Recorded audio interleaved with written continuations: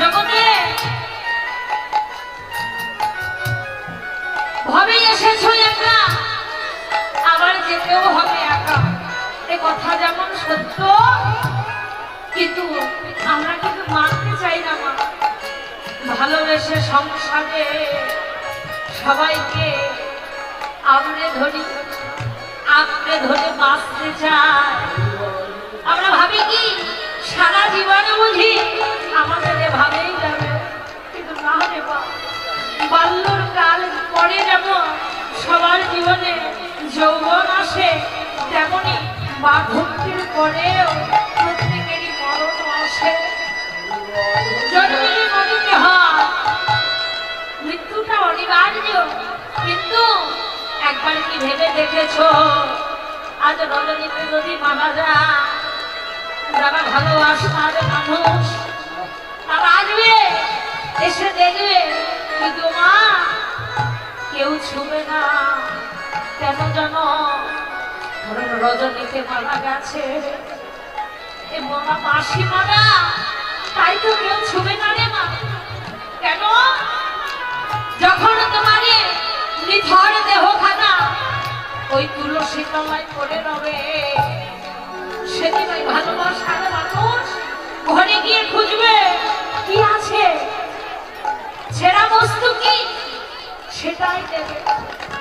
সুন্দর শাড়ি, সুন্দর গহনা আলমারি ভরে ভরে রাখছো, দেবে? সুন্দর বসন ভূষণ দেবে না। সুন্দর অলঙ্কার, এ অলঙ্কারও খুলে নেবে। সেদিন কি তোমায় দেবে জানো? ওরে ছিঁড়া কাঁথা শুইয়ে ধরে নিয়ে যাবে কাঁধে করে।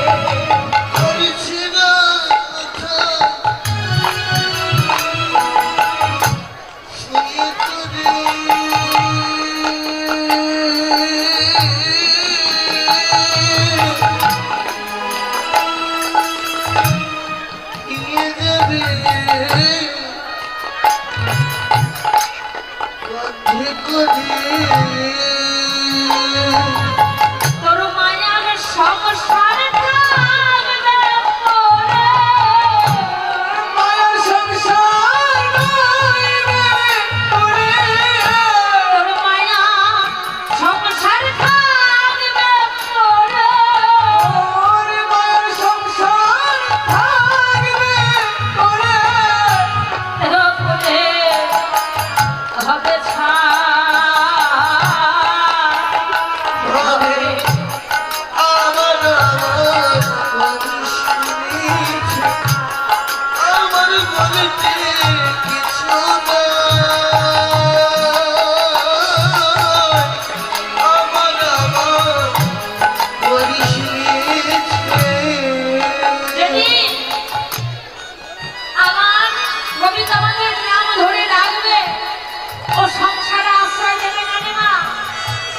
আশ্রয় দেবে খানিক জন্য এই